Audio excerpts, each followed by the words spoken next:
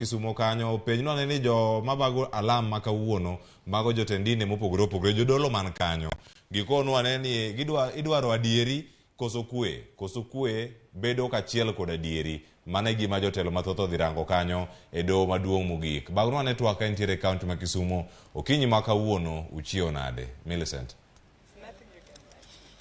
Ero kamana nyakle ofesa achiel kachiel kwa wuok e kanisa mar Kristo kuma bende jotelo mopogore opogore Obago alam e bwo mabul mar Nyanza Clergy Fellowship ma okelo dinde mopogore opogore mondo mi giket alam mar tipo mar neno ni bura mane ochwal kod diuruok mar Azimio odiochieng' manyoro e nyim doho maduong' okelo kwe kendo jo Kenya oyudo ratiro margi kaka owinjore mopogore kata kotenore kod lendo mane jakom mar duol mar kiew kod yiero mapacho ka IBC olando godo jaloch e kom tend laro jatend piny Kenya manolando godo gai mar UDA William Ruto. Gethulo ni endi gin kaendi kotelnegi kod Archbishop Winnie Owiti mano mar kanisa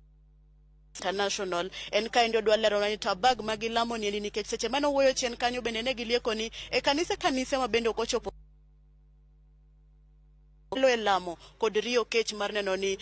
jodoho ong'ado bura makare kendo kwe bende obede jo Kenya oyudo ratiro. Lerwa ni to ratiro ni en mane gidwaro kwe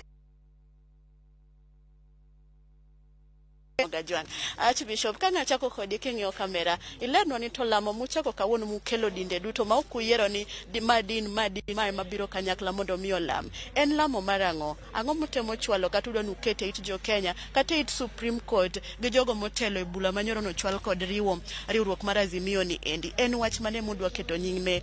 lakseche gigi kata muchako odiochieng' makawuono kotenore kod weche mag doho kata Supreme Court kod yiero